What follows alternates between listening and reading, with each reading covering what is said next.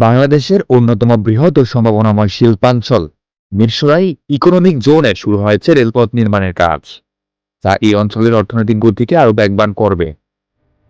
প্রায় ৩০ কিলোমিটার দীর্ঘ এই রেল লাইন সরাসরি যুক্ত হবে ঢাকা চট্টগ্রাম মূল রেল রুটের সঙ্গে, যার মাধ্যমে দেশের দক্ষিণ পূর্বাঞ্চলের শিল্প উৎপাদন এবং পণ্য পরিবহন ব্যবস্থায় আসবে যুগান্তকারী পরিবর্তন।